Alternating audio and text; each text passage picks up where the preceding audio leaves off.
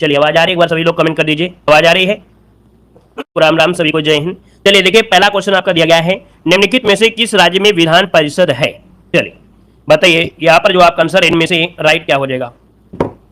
चलिए बताइए सभी लोग, यहाँ पर कह रहा है किस राज्य में विधान परिषद है। तो आपको हमने बताया था कि विधान परिषद आपके 6 राज्यों में है, जिनमें से दोस्तों आपका जो आंसर आपका सी नंबर कर्नाटक, यहाँ पर आंसर है राइट हो जाएगा। जिसका भी ऑप्शन आ गया है, लगभग सभी का आ गया है, सी नंबर है राइट हो जाएगा। और अगला क्वेश्चन देखिए आपका आया है आपसे कि निम्नलिखित में से 2014 में बनाया गया भारत का 29वां राज्य इनमें से कौन सा है?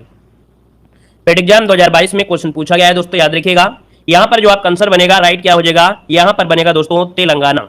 याद रखिए, डेट आपसे पूछ ले तो डेट आपको बताना है 2 जून। क्या बताना है? 2 जून 2014 को तेलंगाना आपका जो कि 29वां राज्य बना था। ऑप्शन आपका नंबर राइट हो जाएगा। और आगे बढ़िए, क्वेश्चन आपसे दिया गया है आपसे भारतीय संविधान के लिए डीपीएसपी मतलब राज्य के जो नीति निर्देशक सिद्धांत है, ये किस संविधान से प्रेरित है? चलिए, नीति निर्देशक तत्व आयरलैंड से, बिल्कुल सही जवाब है। यहाँ पर आंसर आपका डी हो जाएगा। ये आपके आयरलैंड के संविधान से लिए गए हैं, है ना। ये आपके 1937 में आपके लिए गए थे। ये आपके किसमें है? तो आपके भाग 4 में। याद रखिएगा, जो डीपीएसपी है वो आपकी किसमें है? भाग 4 में है। अनुच्छेद 36 से लेके 51 तक आपका इनका वर्णन है, याद रखिएगा। क्लियर है? आगे बढ़िए, क्वेश्चन दिया गया है, अच्छा क्वेश्चन दिया गया है आपसे कि भारतीय संविधान के अनुच्छेद 19 में कौन सा अधिकार शामिल है? चलिए क्वेश्चन नंबर 4 जवाब देना है। देखिए, अनुच्छेद 19 में क्या है? यहाँ पर देखिए कह रहा है संवैधानिक उपचारों का अधिकार, एक तो हो नहीं सकता है क्योंकि ये तो आपका आर्टिकल नंबर आपका 32 होता है। धर्म की स्वतंत्रता ये आपके 25 में आ जाएगा। यहाँ पर वाक और अभिव्यक्ति की स्वतंत्रता, ऑप्शन आपका सी वाला यहाँ पर राइट हो जाएगा। कौन सा बनेगा? ऑप्शन सी जिसका है बिल्कुल राइट हो जाएगा। याद रखिए, बोलने और अभिव्यक्ति की स्वतंत्रता आपके प्रत्येक नागरिक को भाषण द्वारा, लेखन, मुद्रण, चित्र या किसी अन्य तरीके से स्वतंत्र रूप से विचार कर सकता है। ठीक है, आगे बढ़िए, क्वेश्चन आपसे अगला पूछा गया है कि संसदीय प्रणाली में कार्यपालिका किसके प्रति उत्तरदायी होती है? चलिए, संसदीय प्रणाली में कार्यपालिका किसके प्रति उत्तरदायी होती है? यहाँ पर आंसर जो आपका बनेगा वो राइट इनमें से क्या हो जाएगा? चलिए, विधानमंडल या इनमें से कोई नहीं, जनता या न्यायपालिका। तो दोस्तों यहाँ पर देखिए आपका आंसर क्या हो जाएगा? विधायिका के प्रति हो जाएगा क्या? यहाँ पर 5 नंबर में। तो आपका जो आंसर बनेगा इनमें से क्या हो जाएगा? याद रखिए, विधानमंडल अर्थात विधायिका, मतलब याद रखिएगा विधानमंडल कह सकते हैं या तो हम लोग इसे क्या कहते हैं? विधायिका। मतलब जो होता है कि कार्यपालिका ये निर्वाचित विधायिका के प्रति क्या होती है? उत्तरदायी होती है ना। अर्थात कह सकते हैं कि उसे विधायिका या उसके एक भाग यदि अगर द्विसदनी हो तो इसका विश्वास बनाए रखता है। तो ऑप्शन बनेगा आपका ए नंबर। आगे बढ़िए, क्वेश्चन आपसे दिया गया है, निम्नलिखित में से कौन सी भारतीय संविधान की मुख्य विशेषता नहीं है? भारतीय संविधान की मुख्य विशेषता इनमें से कौन सी नहीं है? तो आपसे दिया गया है यहाँ पर पॉइंट कह रहा है लिखित और विस्तृत संविधान, ये तो बिल्कुल सही बात है। सार्वभौमिक वयस्क मताधिकार, ये भी सही है। एकल नागरिकता भी है। द्विस्तरीय सरकार, ये आप कह सकते हैं संविधान की मुख्य विशेषता नहीं है। ऑप्शन सी द्विस्तरीय सरकार ये विशेषता नहीं है। ठीक है, आगे बढ़िए, क्वेश्चन आपसे अगला पूछा गया है, कह रहा है भारत की पंचायती राज व्यवस्था में कितने स्तर होते हैं? चलिए 7 का ऑप्शन देना है, आपका आंसर इनमें से राइट क्या हो जाएगा? चलिए फटाफट जवाब दीजिए कि भारत की पंचायती राज व्यवस्था में कितने स्तर है? सभी को राम राम, सभी को जय हिंद। लाइक शेयर भी करते चलिए भाई। देखिए, इतने आपके अच्छे क्वेश्चन हम लाते हैं, प्रीवियस ईयर हो या आपका एक्सपेक्टेड हो या आपका मैराथन क्लासें हो, मॉडल पेपर, सब कुछ आपको सोल्व कराया जा रहा है। और आपका सपोर्ट होगा तभी तो हम आपको कुछ कर पाएंगे भाई। आपके सपोर्ट के बिना हम कुछ नहीं है, बिल्कुल अधूरे हैं, कुछ भी नहीं है। आपका जितना ज्यादा सपोर्ट रहेगा उतना आपका होता है। सारा दिन की मेहनत आपके सपोर्ट से हमारी मेहनत बिल्कुल छोटी हो जाती है, पूरी थकी उतर जाती है जब आपका पूरा सपोर्ट मिल जाता है। जितने लोग यहाँ पर जुड़े रहते हैं, लाइक भी करते हैं और शेयर भी करते हैं, है ना। तो चलिए देखिए, यहाँ पर जो आंसर आपका है आपका हो जाएगा सी नंबर त्रिस्तरीय अर्थात 3 स्तर। याद रखिए, जो त्रिस्तरीय पंचायती राज व्यवस्था में ग्राम पंचायत है ना, जो कि ग्राम स्तर पर होती है, पंचायत समिति जो कि मध्यवर्ती स्तर पर होती है, और जिला परिषद जो कि जिला स्तर पर होता है। तो यहाँ पर ऑप्शन जिसका है सी नंबर राइट हो जाएगा। और आगे बढ़िए, क्वेश्चन दिया गया है, निम्नलिखित में से किस अधिनियम द्वारा बर्मा को भारत से अलग किया गया था? चलिए, बर्मा को भारत से जो अलग किया गया था दोस्तों, याद रखिएगा भारत सरकार अधिनियम 1935। ठीक है, भारत सरकार अधिनियम 1935। इस अधिनियम के तहत क्या किया गया था? अलग किया गया था। लेकिन अलग हुआ कब था? तो ये अलग हुआ था 1 अप्रैल, क्या 1 अप्रैल 1937 को ये अलग हुआ था। अधिनियम तो आपका 35 था लेकिन अलग हुआ था इतना। क्लियर है, याद रखिएगा। और दोस्तों एक पॉइंट और याद रखिए, भारत से एक प्रांत के रूप में एक शासित देश के 51 वर्ष समाप्त हो, मतलब यहाँ पर कह सकते हैं, इसका इतना रख लीजिए, ऑप्शन आपका ये हो जाएगा। आगे बढ़िए, क्वेश्चन आपसे दिया गया है, निम्नलिखित में से कौन सा अनुच्छेद अल्पसंख्यकों के हितों का संरक्षण देता है? तो दोस्तों अल्पसंख्यक जो आपके हैं उनके हितों की रक्षा करना, ये किस में आता है? चलिए यहाँ पर आंसर देना है 9 नंबर का ऑप्शन क्या हो जाएगा? तो दोस्तों यहाँ पर डी नंबर जो आपका है 29 नंबर है ना। ऑप्शन मैंने आपका यहाँ पर डी नंबर अनुच्छेद 29 हो जाएगा राइट। अगला क्वेश्चन बताइएगा, दिया गया है 42वें संशोधन के माध्यम से संविधान में कौन सा न्याय राजनीतिक निर्देशक सिद्धांत जोड़ा गया था? जो डीपीएसपी में जोड़ा गया आपका दोस्तों 42वें में कौन जोड़ा गया था? कह रहे हैं मादक पेय और ड्रग की खत्म को प्रतिबंध करना। अगला ऑप्शन दिया गया है समान न्याय और निःशुल्क विधिक सहायता, यही आंसर आपका राइट हो जाएगा। समान न्याय और विधिक सहायता, ये ऑप्शन आपका बी नंबर राइट हो जाएगा। और आगे बढ़ते क्वेश्चन आपसे अगला पूछा गया है, यहाँ पर देखो दिया गया है, करा है निम्नलिखित में से कौन से मौलिक कर्तव्य हैं। चलिए मौलिक कर्तव्य दोस्तों क्या क्या है, तो पहला देखिए तो ये सभी है, तो इसमें ध्यान नहीं देना है, पहले ऑप्शन देना है। देखिए बी नंबर कह रहा है सार्वजनिक संपत्ति की सुरक्षा करना, वैज्ञानिक दृष्टिकोण और मानववाद विकसित करना, भारत की परमसभ्यता अखंडता एकता है ना, संप्रभुता अखंडता एकता बनाए रखना। मतलब ऑप्शन इसका डी नंबर राइट हो जाएगा, और मतलब ऑप्शन इसका ये होगा। और ए में क्या है, ये सभी, ठीक है ना। याद रखिए कभी कभी ऐसा होता है कि भैया ए और डी में परिवर्तन, देखो ए में ही सब सभी कर दिया है तो आप डी मत लगा दीजिएगा। मतलब आप अगर यहाँ पर क्या भर रहे हैं, ओयामा सीट भर रहे हैं और आपने बी सी डी सही है तो आप कहेंगे तीनों सही है तो डी लगा दे, नहीं, याद रखिएगा यहाँ पर देखो ए को बोल दिया है ये सभी, तो ए को ही लगाइएगा, ठीक है। आगे बढ़िए, क्वेश्चन दिया गया है कि अनुच्छेद 245 के अनुसार संसद का कार्य क्या है। सबके साथ ऐसा हो जाता है ना, इधर से उधर हो जाता है, कभी कभी होता है कि हमको नहीं आ रहा है तो छोड़ देते हैं, बाद में क्या हुआ अगले आंसर का उसी में जो छोड़े थे उसी में गोला कर देते हैं। ये मानवीय गलतियां सबसे हो जाती हैं, और कहीं कहीं ऐसी चीजों को आपको पहले से ट्रेन कराया जाता है। अनुच्छेद 245 के अनुसार संसद का कार्य पूछा गया है, तो दोस्तों यहाँ पर आपसे कह रहा है संसद का काम होता है कानून यहाँ पर करना, ठीक है, कानून निर्माण करना। ऑप्शन सी राइट हो जाएगा। अगला क्वेश्चन बताएगा कि सरकारिया आयोग निम्नलिखित में से किससे संबंधित है। सरकारिया आयोग निम्नलिखित में से किससे संबंधित है, यहाँ पर ऑप्शन देना है। तो दोस्तों सरकारी आयोग का संबंध किससे, तो आपके केंद्र राज्य संबंध से है। ऑप्शन राइट हो जाएगा, बी नंबर केंद्र राज्य संबंध इसका आंसर राइट हो जाएगा। और आगे बढ़ते क्वेश्चन आपसे दिया गया है निम्नलिखित में से किसके पास लोकसभा सत्र को स्थगित करने की शक्ति है। दोस्तों लोकसभा सत्र को स्थगित करने की शक्ति मतलब उसे जो लोकसभा है उसका विघटन कर सकती है दोस्तों, है ना, यहाँ पर भंग कर सकता है भारत के राष्ट्रपति। दोस्तों याद रखिएगा एक पॉइंट कि संयुक्त अधिवेशन को बुलाने का अधिकार जो आपका होता है वो किसके साथ, किसके पास, भारत के राष्ट्रपति। लेकिन अगर पूछे कि लोकसभा को भंग करने का अधिकार किसके पास है तो भी बताइएगा भारत के राष्ट्रपति, याद रहेगा। आगे बताइए, क्वेश्चन दिया गया है, कह रहा है स्वतंत्रता के बाद स्वतंत्रता के बाद भाषा के आधार पर बने भारत के पहले स्वतंत्र राज्य यहाँ पर इनमें से कौन सा है। देखिए 15 नंबर की अगर बात करते हैं तो दोस्तों यहाँ पर देखिए आंध्र प्रदेश जो ऑप्शन है यहाँ पर नंबर आंध्र प्रदेश है, राइट हो जाएगा। नेक्स्ट क्वेश्चन बताइएगा। क्वेश्चन दिया गया है कि लोकसभा में पद धारण करने की जो न्यूनतम आयु होती है कितनी होती है। लोकसभा में पद धारण मतलब लोकसभा बनने के लिए कितनी आयु होना चाहिए, तो आप कहेंगे 25 वर्ष होना चाहिए। लोकसभा पूछा गया है तो लोकसभा के लिए सी नंबर हो जाएगा।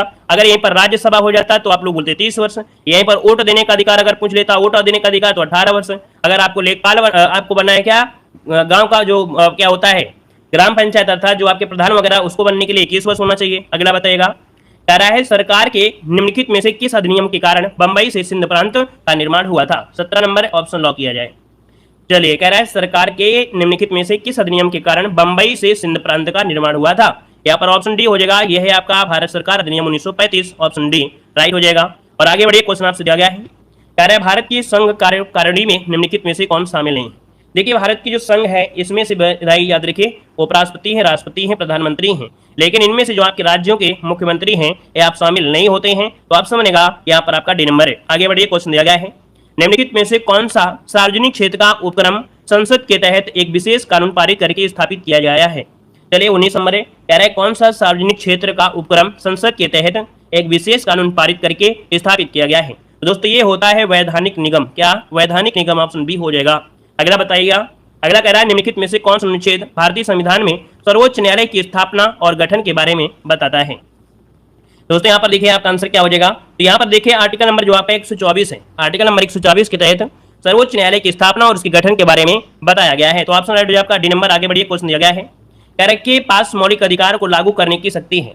तो दोस्तों ये बताइएगा मौलिक अधिकार को लागू करने की शक्ति किसमें है, तो आपके सर्वोच्च न्यायालय और आपके उच्च न्यायालय, सर्वोच्च न्यायालय और उच्च न्यायालय, यहाँ पर आंसर जो आपका है नंबर राइट हो जाएगा, ठीक है ना। अब कभी कभी आप सोचो नहीं सर्वोच्च न्यायालय केवल कर दिया, ऐसा नहीं है, ठीक है। मौलिक अधिकार लागू करने की शक्ति सर्वोच्च न्यायालय और उच्च न्यायालय आपको लगाना याद रखिएगा। आगे बढ़िए, क्वेश्चन दिया गया है, कह रहा है भारत में राष्ट्रीय मानवाधिकार आयोग निम्नलिखित में से किस मंत्रालय के अधीन है। बताइए भारत में जो राष्ट्रीय मानवाधिकार आयोग है ये किस मंत्रालय के अधीन है। दोस्तों याद रखिए गृह मंत्रालय, ऑप्शन यहाँ पर नंबर राइट हो जाएगा, गृह मंत्रालय हो जाएगा। और आगे बढ़िए, क्वेश्चन आपसे दिया गया है निम्नलिखित में से किसी केंद्र शासित प्रदेश में उच्च न्यायालय स्थापित करने का अधिकार है। मतलब केंद्र शासित प्रदेश में हाई कोर्ट स्थापित करना है, ऐसा अधिकार किसके पास है। ऐसा अधिकार है दोस्तों याद रखिएगा आपके संसद के पास है, ऑप्शन बी नंबर राइट हो जाएगा, संसद के पास। आगे बढ़िए, क्वेश्चन दिया गया है, यहाँ पर दिया है वे आदर्श हैं जिन्हें राज्य को नीतियों का निर्माण करते समय ध्यान में रखना चाहिए।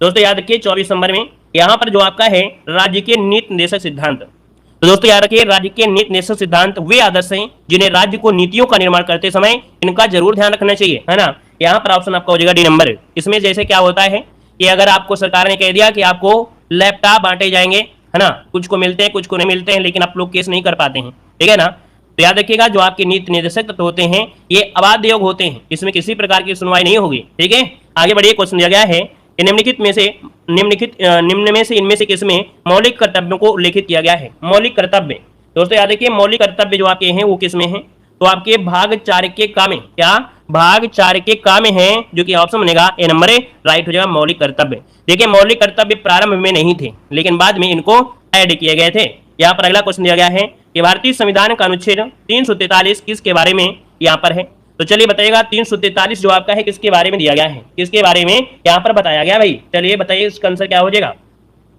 तो दोस्तों 343 में ऑप्शन बनेगा आपका बी नंबर, संघ की जो राजभाषा है, क्या संघ की राजभाषा, जिसको ऑप्शन है बी नंबर राइट हो जाएगा। और आगे बढ़िए, क्वेश्चन आपसे अगला पूछा गया है, यहाँ पर देखिए अगला क्वेश्चन आ गया है, निम्न में से कौन सा अनुच्छेद धन विधेयक को परिभाषित करता है। दोस्तों बताइएगा कि धन विधेयक को जो परिभाषित करता है इनमें से कौन परिभाषित करता है, धन। और धन भैया आपके पास 10 रुपए से कम नहीं होना चाहिए, नहीं भिखारी भी नहीं लेता है ना, कहेगा भैया 10 रुपए चाहिए। तो इससे याद रखिएगा कि धन अगर आपका है तो भैया आपको क्या है, भिखारी को 10 से कम नहीं देना है, मतलब 10 का मतलब हो गया 110। यहाँ पर आंसर आपका हो जाएगा 110 में क्या है, धन विधेयक आपका है, ठीक है। आगे बढ़िएगा, क्वेश्चन आपसे अगला दिया गया है, जो कि आप देख सकते हैं कि आपके पेड एग्जाम 2021 में पूछे गए प्रश्न कि भारत में पंचायती राज व्यवस्था को इसके अंतर्गत रखा गया है। तो पंचायती राज व्यवस्था जो आपका है किस में आता है भाई, आर्टिकल नंबर आपका 40 और आर्टिकल नंबर 40 आता है किसमें, तो राज्य के नीति निदेशक तत्व में आता है। ऑप्शन राइट हो जाएगा आपका बी नंबर। और आगे बढ़िए, क्वेश्चन दिया गया है, निम्न में से किसने संविधान सभा में उद्देश्य प्रस्ताव रखा था। बताइए संविधान सभा में उद्देश्य प्रस्ताव जो रखा था वो किसने रखा था। दोस्तों यहाँ पर याद रखिए, जवाहरलाल नेहरू, क्या हो जाएगा, जवाहरलाल नेहरू ने उद्देश्य प्रस्ताव रखा, जो कि ऑप्शन है आपका डी नंबर है। और अगले क्वेश्चन को आते हैं, क्वेश्चन दिया गया है आपसे भारतीय संविधान के किस अनुच्छेद में अल्पसंख्यकों के हितों के बारे में। देखिए यहाँ पर आंसर क्या हो जाएगा, ये क्वेश्चन देखिए रिपीट हुआ कि नहीं हुआ, मतलब 2021 में भी पूछा गया और 2022 में भी सेम टू सेम क्वेश्चन पूछा गया। मतलब ये है, हमने आपको बताया है कि भैया रिपीट होते हैं क्वेश्चन, है ना। समझिए कि पॉलिटी इतनी ज्यादा नहीं होती, 5 क्वेश्चन होते हैं, हर शिफ्ट में आते हैं।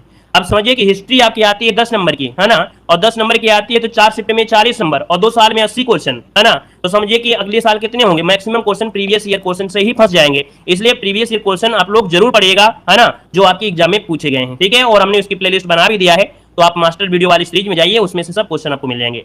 यहाँ पर अगला क्वेश्चन आपसे दिया गया है, क्या कह रहा है कि शिक्षा का अधिकार एक मौलिक अधिकार है जो कि संबंधित है। शिक्षा का अधिकार एक मौलिक अधिकार है और ये जो संबंधित है भाई वो आपके किससे संबंधित है। ये है आपका जो अनुच्छेद आपका 21 का ए है ना। यहाँ पर आंसर आपका ये हो जाएगा राइट हो जाएगा, 21 के फर्स्ट में इसे रखा गया है ना, शिक्षा का अधिकार, जो कि 86वें संविधान संशोधन द्वारा ऐड किया गया था। अगला क्वेश्चन दिया गया है, कह रहा है भारत के संविधान में इनमें से क्या राज्य सूची में सम्मिलित नहीं है।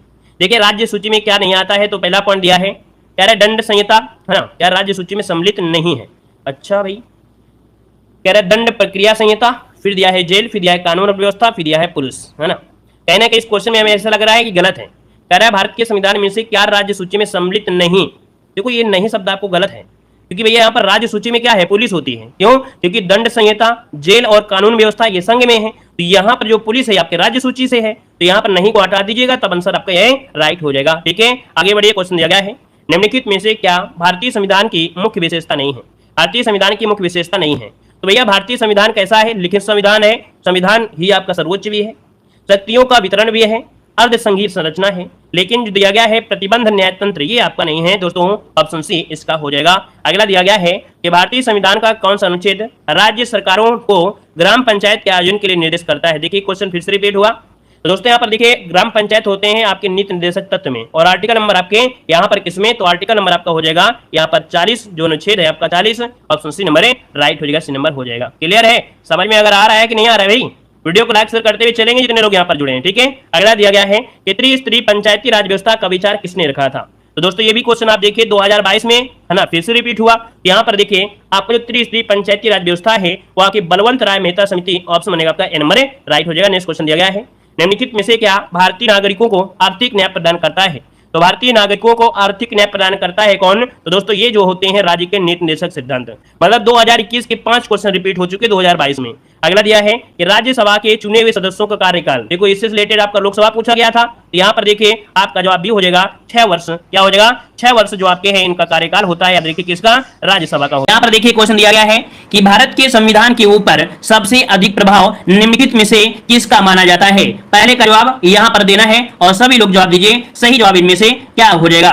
तो चलिए यहाँ पर 1 का जवाब आने शुरू हो गए हैं और काफी लोग जवाब दे रहे हैं। यहाँ पर आपका डी नंबर, तो आपका जवाब आ रहा है डी नंबर। याद रखिएगा कि भारत सरकार अधिनियम 1935, यहाँ पर आपका जवाब हो जाएगा डी नंबर राइट हो जाएगा। हमने आपको बताया था कि लगभग देखा जाए 2/3 हिस्सा, क्या 2/3 हिस्सा जो कि लिया गया है आपके 1935 के अधिनियम से लिया गया था। याद रखिएगा, क्लियर है। और यहाँ पर आगे बढ़ते हैं। क्वेश्चन आपसे अगला पूछा गया है कि शासन की एकात्मक इकाई का लाभ क्या है? शासन की एकात्मक पद्धति का जो लाभ है वो आपका क्या हो जाएगा? यहाँ पर 2 नंबर में, तो 2 का जवाब देना है और 2 का ऑप्शन आ रहा है बी नंबर। याद रखिएगा दृढ़ राज्य, क्या भारत की एकात्मक पद्धति जो लाभ होता है दृढ़ राज्य होता है। ऑप्शन बी नंबर राइट हो जाएगा। ठीक है, आगे बढ़ते हैं। क्वेश्चन आपसे अगला पूछा गया है, यहाँ पर दिया गया है निम्नलिखित में से इस देश का लिखित संविधान अलिखित संविधान है। यहाँ पर बताइएगा कि किस देश का अलिखित संविधान है। यहाँ पर देखिएगा कि कहाँ का संविधान लिखित नहीं है ना, बात तो वही हो गई, घुमा फिरा के क्वेश्चन दिया गया है। तो देखिए यहाँ पर ऑप्शन आ रहा है बी नंबर, यूके का संविधान। याद रखिए यहाँ लिखित संविधान आपका नहीं है। वहीं पर देखा जाए यूके मतलब होता है ब्रिटेन। ठीक है, यूके मतलब क्या होता है? ब्रिटेन होता है। और अगर आपसे पूछे कि विश्व का सबसे बड़ा लिखित संविधान कौन सा है तो आपका भारत हो जाएगा। आगे बढ़ते हैं। क्वेश्चन आपसे पूछा गया है कि भारत की संविधान सभा का अध्यक्ष कौन था? भारत की संविधान सभा का अध्यक्ष कौन था? जवाब दीजिएगा। यहाँ पर ऑप्शन आ रहा है डॉक्टर राजेंद्र प्रसाद, बिल्कुल सही है। याद रखिए डॉक्टर राजेंद्र प्रसाद, ऑप्शन क्या हो जाएगा? बी नंबर आपको राइट हो जाएगा। ठीक है ना। और इनको संविधान सभा का जो एक प्रकार से अध्यक्ष चुना गया था 11 दिसंबर को। कब? 11 दिसंबर 1946 को चुना गया था स्थायी अध्यक्ष। ठीक है ना।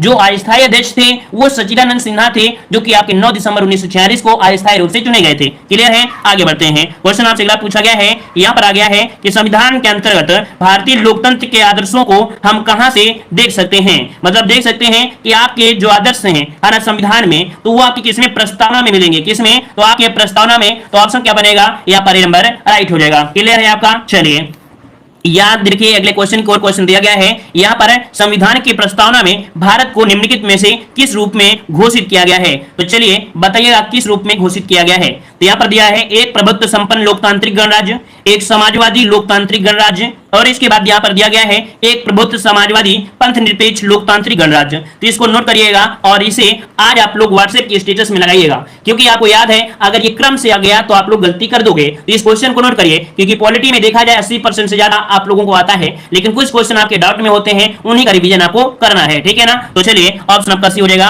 आगे बढ़ते हैं। क्वेश्चन दिया है कि भारत संपूर्ण प्रभुत्व भारत पूर्ण संप्रभु लोकतांत्रिक गणराज्य कब बना था? चलिए डेट बताइए यहाँ पर सही जवाब इनमें से कौन हो जाएगा। तो ऑप्शन आ रहा है यहाँ पर 26 नवंबर 1949। देखिएगा यहाँ पर 7 का ऑप्शन डी हो जाएगा कि आपका भारत पूर्ण संप्रभु लोकतांत्रिक गणराज्य बना कब? 26 नवंबर 1949 आपका जवाब हो जाएगा डी नंबर। आगे बढ़ते हैं। क्वेश्चन आपसे अगला पूछा है संविधान के उद्देश्य का अर्थात प्रस्तावना का संशोधन कितनी बार किया गया है? तो चलिए बताइएगा कि संशोधन कितनी बार किया गया है? 3 बार, 2 बार, 1 बार, या संशोधन आपका किया ही नहीं गया है? तो आप सभी को पता है किया गया है, लेकिन 1 बार किया गया। कितना? 1 बार किया गया। कब किया गया है? कोई बताएगा? कोई बताएगा कब किया गया है? याद रखिए 1976 में। कब? 1976 में किया गया था संविधान संशोधन, जो कि कह सकते हैं 42वें संविधान संशोधन। कौन? 42वां संविधान संशोधन। इस संविधान संशोधन को मिनी संविधान कहा जाता है, मिनी कॉन्स्टिट्यूशन के नाम से भी जाना जाता है, क्योंकि बहुत परिवर्तन इस संशोधन में आपके हुए थे। क्लियर है इतना पॉइंट?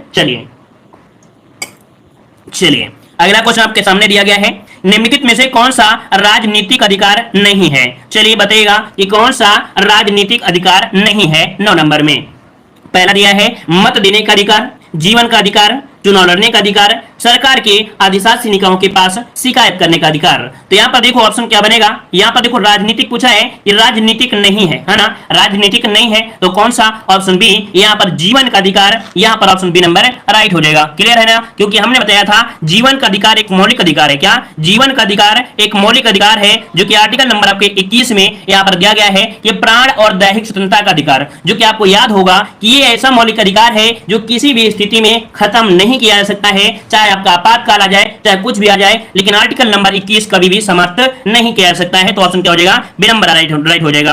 भारत एक है। अब ये बताइए भारत एक है कैसा आपका यहाँ पर है? एक तंत्र है, राजतंत्र है, लोकतंत्र है या कुलीन तंत्र है? यहाँ पर जवाब देना है आपका सही जवाब। चलिए ऑप्शन आ रहा है 10 नंबर में, यहाँ पर सी नंबर एक लोकतंत्र है। याद रखिए कि लोकतांत्रिक शब्द लिखा होता है लेकिन वो शुद्ध नहीं होता है, शुद्ध क्या होता है? लोकतंत्र होता है। यहाँ पर याद रखिए शुद्ध क्या होता है? लोकतंत्र होता है। तो ऑप्शन सी नंबर राइट हो जाएगा। आगे बढ़ते हैं, क्वेश्चन आपसे अगला पूछा गया है कि निम्न में से कौन सा संशोधन अधिनियम मिनी संविधान माना जाता है? तो बताइएगा कि मिनी संविधान के नाम से यहाँ पर किसे जानते हैं, कौन सा संशोधन हुआ था जो कि लघु संविधान या मिनी संविधान कहलाया गया?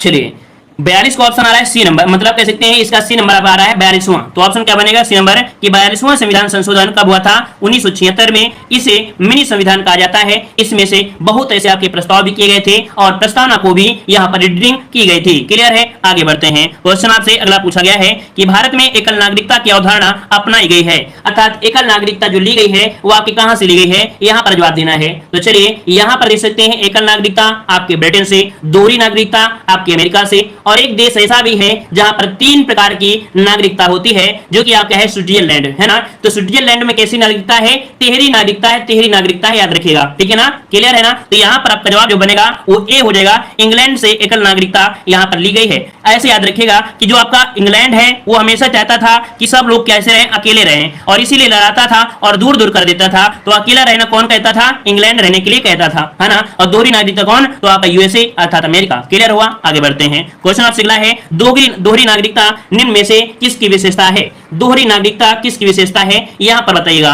ये कैसी सरकार होती है? दोहरी नागरिकता संघीय सरकार होती है। ऑप्शन क्या बनेगा? यहां पर बी नंबर राइट हो जाएगा। सिंपल सी भाषा में आपको बता दें तो आप अपने देश में देखते हो, आपके भारत में अगर आपको यूपी से अगर आपको एमपी जाना है तो आपको किसी पासपोर्ट की जरूरत नहीं होती है, और एमपी में आप लोग चले जा सकते हैं। चाहे आप किसी का मर्डर कर दीजिए, है ना, किसी का मर्डर कीजिए और अपाची उठाइए और एमपी पहुंच जाइए, कोई आपको रोकने वाला नहीं है। लेकिन अमेरिका में ऐसा नहीं है। अमेरिका में अगर आपको एक राज्य से दूसरे राज्य पे जाना है तो आपको पासपोर्ट बनवाना पड़ेगा। यही होता है कि दूसरे राज्य में जाओगे तो एक प्रकार से दिखा जाए नागरिकता ही हो गई, तो इसीलिए बोला जाता है दोहरी नागरिकता, ठीक है ना। याद रहेगा, कुल मिला के आपको समझाने का तरीका बताया है। तो यहाँ पर आपका बी हो जाएगा, संघीय सरकार का यहाँ पर दोहरी नागरिकता होती है। आगे बढ़ते हैं, क्वेश्चन दिया गया है विश्व में सबसे बड़ा संविधान किस देश का है? तो चलिए बताइएगा कि विश्व का सबसे बड़ा संविधान कहाँ का है।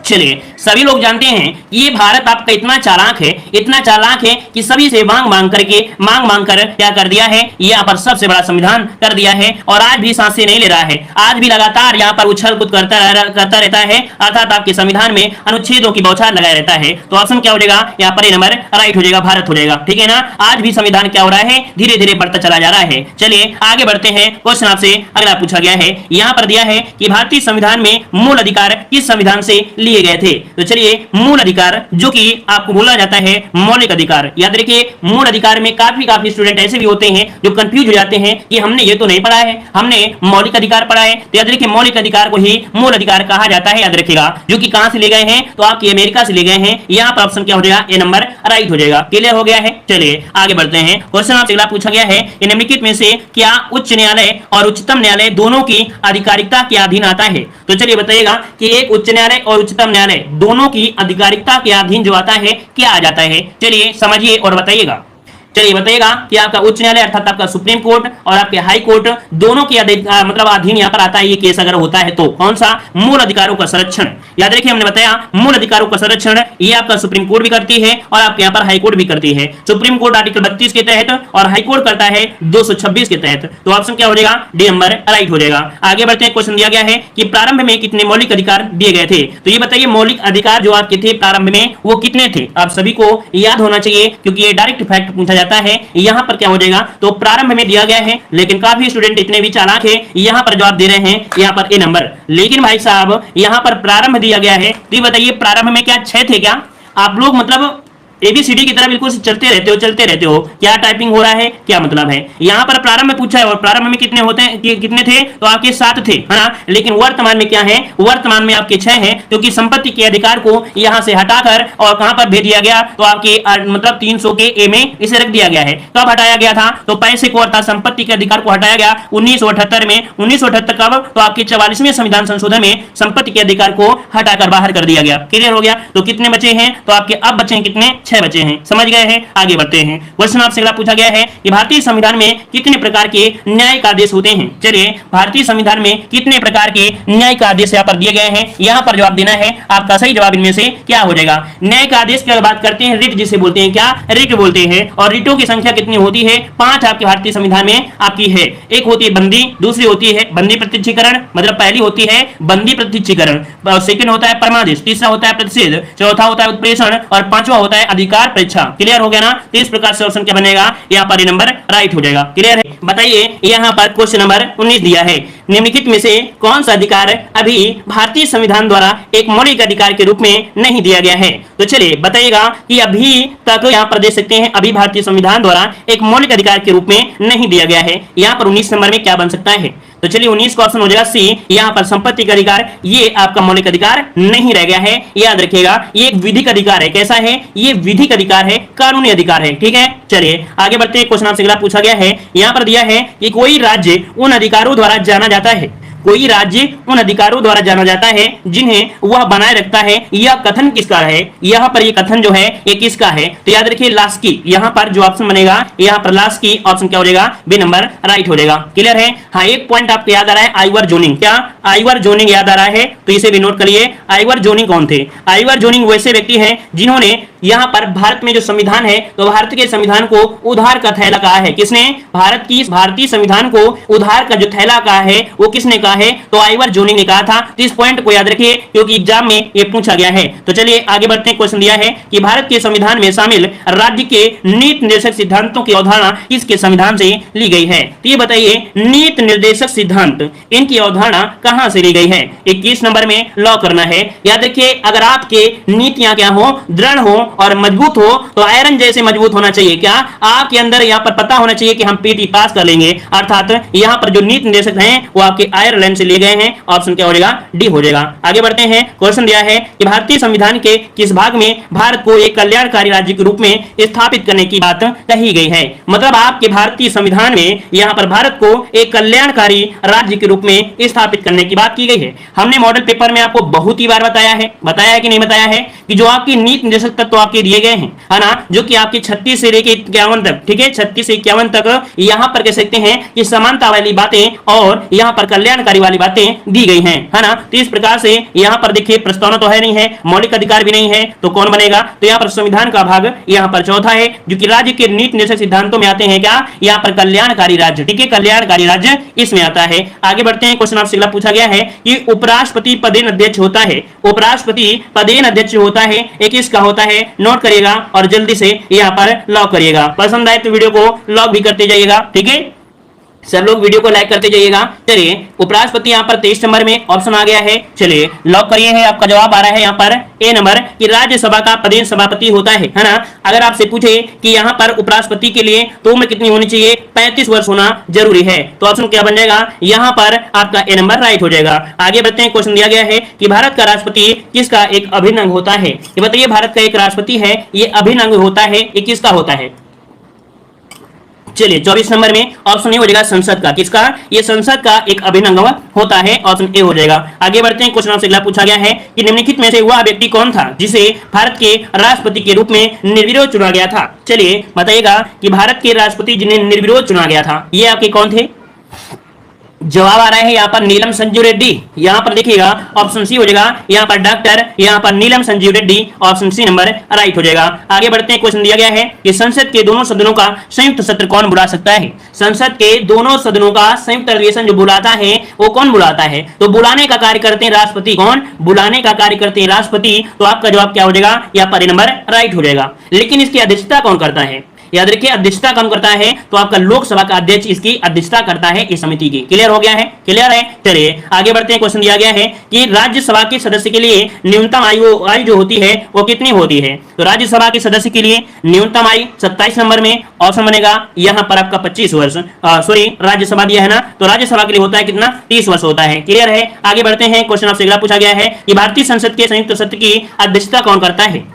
चलिए बताइएगा भारतीय संसद का जो संयुक्त सत्र है इसकी अध्यक्षता कौन करेगा? तो अभी हमने बताया कि लोकसभा का जो अध्यक्ष होता है, ऑप्शन सी नंबर राइट हो जाएगा। और आगे बढ़ते हैं, क्वेश्चन दिया गया है कि लोकसभा में किसी विधेयक को धन विधेयक के रूप में प्रमाणित कौन करता है ना? तो बताइएगा कि यहाँ पर कि धन विधेयक के रूप में प्रमाणित करता है कौन? तो आपका अध्यक्ष। कौन अध्यक्ष? लोकसभा का अध्यक्ष। ठीक है, लोकसभा का अध्यक्ष होता है, तो ऑप्शन डी नंबर राइट हो जाएगा। आप लोगों ने बड़ी जल्दी से नकल भी कर लिया है ना। तो चलिए अगले क्वेश्चन में यहाँ पर आपसे आ गया क्वेश्चन कि वर्तमान में उच्चतम न्यायालय में मुख्य न्यायाधीश की अतिरिक्त कितने न्यायाधीश हो सकते हैं? तो देखो यहाँ पर अतिरिक्त की बात किया गया है। क्या अतिरिक्त की बात किया है? तब आप लोग जवाब क्या देंगे? तो याद रखिए ऑप्शन क्या बनेगा? ए नंबर। यहाँ पर 33 है, क्योंकि आपको पता है 33 + 1 है ना, वर्तमान में सबको लगा के यहाँ पर 34 है, तो ऑप्शन ए नंबर राइट हो जाएगा। आगे बढ़ते हैं, क्वेश्चन आपसे अगला पूछा गया है कि भारतीय संविधान के किस संशोधन अधिनियम द्वारा पंचायती राज व्यवस्था को संवैधानिक दर्जा दिया गया? तो बताइएगा कि जो पंचायती राज व्यवस्था है इसे संवैधानिक दर्जा दिया गया, ये कौन से संशोधन के द्वारा हुआ था?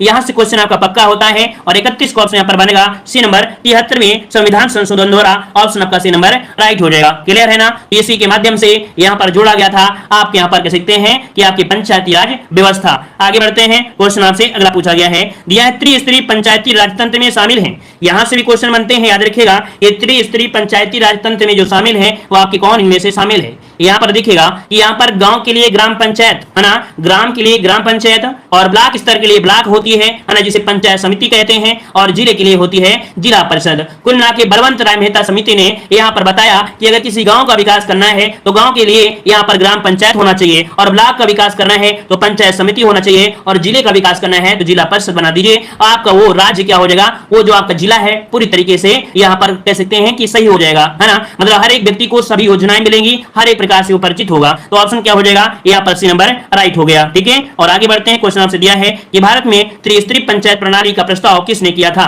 चलिए यहाँ पर क्वेश्चन जो कि अभी हमने आपको बताया, यहाँ पर इस गठन मतलब कह सकते हैं कि बलवंत राय ने एक गठन किया था, जो कि एक समिति का गठन किया था, ये 1957 में। कब? 1957 में। तो इसका राइट आंसर क्या हो जाएगा? ए नंबर, बलवंत राय मेहता राइट हो जाएगा। पहला क्वेश्चन दिया गया है कि संविधान सभा के सदस्यों को भारत के संविधान पर हस्ताक्षर किए 1 का ऑप्शन देना है। यहाँ पर जो आंसर है इसका राइट क्या हो जाएगा? कह रहे संविधान सभा के सदस्यों ने को भारत के संविधान पर जो हस्ताक्षर किया था, ये कब हस्ताक्षर किए? 1 का ऑप्शन में से राइट क्या हो जाएगा? 1 की अगर बात करें दोस्तों तो याद रखिएगा 24 जनवरी 1950। क्या हो जाएगा आंसर? 24 जनवरी 1950 को भारत के संविधान पर 284 कितने 284 सदस्यों ने हस्ताक्षर किया था, है ना। और उस दिन ये संविधान सभा की क्या थी? अंतिम बैठक थी। तो याद रखिएगा अंतिम बैठक पूछे तो आपको यही जवाब देना है कि ये अंतिम बैठक भी रही है। यहाँ पर आगे बढ़िए, क्वेश्चन आपसे अगला पूछा गया है, निम्नलिखित में से किस वर्ष में भारतीय राष्ट्रीय कांग्रेस ने संविधान सभा की मांग की थी? यहाँ पर देखिए 2 का ऑप्शन देना है। यहाँ पर कह रहा है भारतीय राष्ट्रीय कांग्रेस ने संविधान सभा की जो मांग की थी ये कब की थी? दोस्तों यहाँ पर जवाब देना है। यहाँ पर जो आपका आंसर है वो आपका बी हो जाएगा 1934। याद रखिए 1934 में भारत में जो कम्युनिस्ट आंदोलन थे इसके अग्रणी नेताओं ने संविधान सभा की मांग की थी। इसका ऑप्शन जो बनेगा वो आपका बी नंबर राइट हो जाएगा। आगे बढ़िए, क्वेश्चन आपसे अगला पूछा गया है, कह रहा है नियमों और सिद्धांतों के एक सेट को प्रस्तुत करने में मदद करता है। जिस प्रदेश के सभी लोग जिस तरह से देश भर पर शासन करना चाहते हैं उसके आधार के रूप में सहमत हो सकते हैं। ये जो आपका है दोस्तों वो आपकी किसमें? संविधान के नियमों। यहाँ पर ऑप्शन भरेंगे संविधान, आपका आंसर है राइट हो जाएगा। दोस्तों आगे बढ़िए, क्वेश्चन आपसे दिया गया है कि भारत का संविधान द्वारा हस्तलिखित है।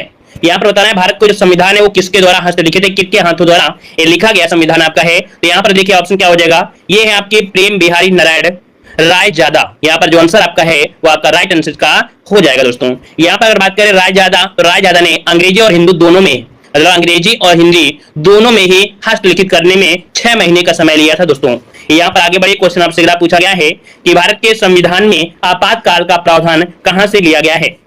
चलिए बताइएगा कि भारत के संविधान में आपातकाल का जो प्रावधान है कहां से लिया गया है? सबको मालूम होना चाहिए। यहाँ पर दोस्तों आपका जो आंसर है राइट क्या हो जाएगा? चलिए जवाब यहाँ पर देखिए, ऑप्शन है आपका, यहाँ पर देखिए आपातकाल दिया है, आयरलैंड मत लगा दीजिएगा, क्योंकि आपातकाल वैसे आपकी जर्मनी से लिया गया है ना कि आयरलैंड से लिया गया है। अब यहाँ पर आपका एक अधिनियम है, भारत सरकार अधिनियम 1935, मतलब ऑप्शन जो आपका बनेगा वो आपका बी नंबर राइट हो जाएगा, बी नंबर हो जाएगा। अब यहाँ पर दोस्तों आपने आपातकाल पढ़ा होगा, जैसे राष्ट्रीय आपातकाल होता है 352, ये डायरेक्ट आपको एग्जाम में क्वेश्चन मिलेगा। ये बताइए राष्ट्रीय आपातकाल कौन से अनुच्छेद में है ना। वित्तीय आपातकाल 360 होता है, संवैधानिक आपातकाल या राज्य का जो आपातकाल होता है वो 356 होता है। अब यहाँ पर एक पॉइंट आपको दिया गया, 1950 में केंद्र सरकार ने केरल में संवैधानिक आपातकाल की घोषणा की थी, ठीक है ना, याद रहेगा। आगे बढ़िए, क्वेश्चन दिया गया है संविधान सभा का गठन कब किया गया था, बताइएगा कि संविधान सभा का जो गठन किया गया ये कब गठन किया गया था। 6 ऑप्शन देना है और ऑप्शन में से क्या हो जाएगा, तो ऑप्शन यहाँ पर भी हो जाएगा 1946। दोस्तों जिसका जवाब भी आ रहा है बी नंबर है, राइट हो जाएगा 1946, जुलाई 1946 में किया था। 9 दिसंबर 1946 को डॉक्टर सचिदानंद सिन्हा को अस्थायी अध्यक्ष बनाया गया था और 11 दिसंबर 1946 को डॉक्टर राजेंद्र प्रसाद की स्थायी अध्यक्ष बनाया गया था।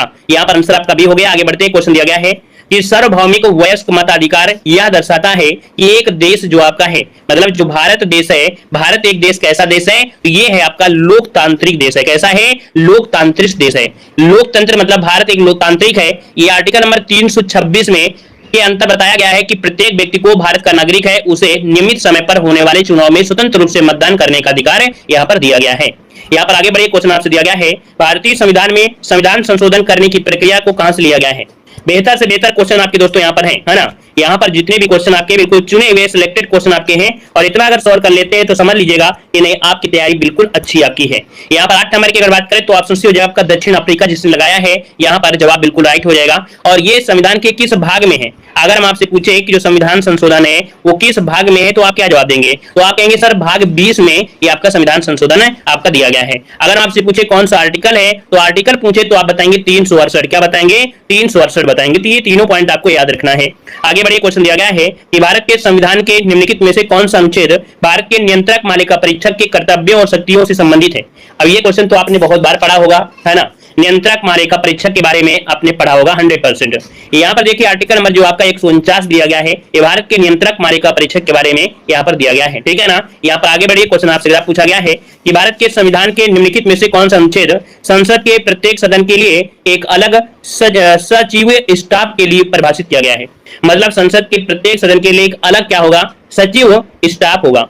ये आर्टिकल नंबर आपका जो सी नंबर है 98 नंबर में ये आपको दिया गया है, तो आप समझेगा आपका सी नंबर।